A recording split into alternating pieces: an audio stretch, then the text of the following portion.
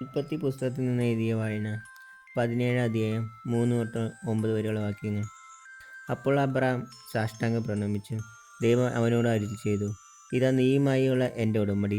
നീ അനവധി ജനതകൾക്ക് പിതാവായിരിക്കും. ഇനിമേൽ നീ അബ്രാം എന്ന് വിളിക്കപ്പെടുകയില്ല, നിന്റെ പേര് അബ്രാഹാം എന്നായിരിക്കും.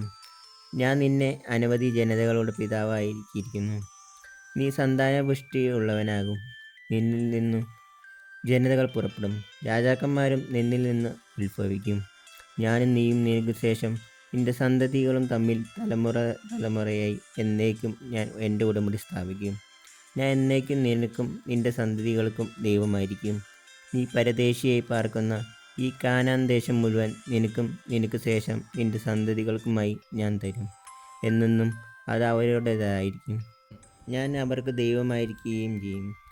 ദൈവം അബ്രാഹത്തിനോട് കൽപ്പിച്ചു, നീയും നിന്റെ സന്താനങ്ങളും തലമുറ തോറും എൻ്റെ ഉടമ്പടി പാലിക്കണം. നമ്മുടെ കർത്താവായ മിശിഹായ്ക്ക് സ്തുതി. യോഹന്നാൻ അറിയിച്ച സുവിശേഷം 8-ാം അധ്യായം 51 മുതൽ 59 വരെയുള്ള വാക്യങ്ങൾ. സത്യസത്യമായി ഞാൻ നിങ്ങളോട് പറയുന്നു, ആരെങ്കിലും എൻ്റെ വചനം പാലിച്ചാൽ അവൻ ഒരിക്കലും മരിക്കുകയില്ല. യഹൂദർ പറഞ്ഞു, നിനക്ക് പിശാചുണ്ടെന്ന് ഇപ്പോൾ ഞങ്ങൾക്ക് വ്യക്തമായിരിക്കുന്നു. അബ്രാഹാം മരിച്ചു, പ്രവാചകന്മാരും മരിച്ചു, എന്നിട്ടും എൻ്റെ വചനം പാലിക്കുന്ന ഒരുവനും ഒരിക്കലും മരിക്കുകയില്ല എന്ന് നീ പറയുന്നു. ഞങ്ങളുടെ മരിച്ചുപോയ പിതാവായ അബ്രാഹത്തിനേക്കാൾ വലിയവനാണോ നീ? പ്രവാചകന്മാരും മരിച്ചുപോയി, ആരാണെന്ന് നീ അവകാശപ്പെടുന്നത്?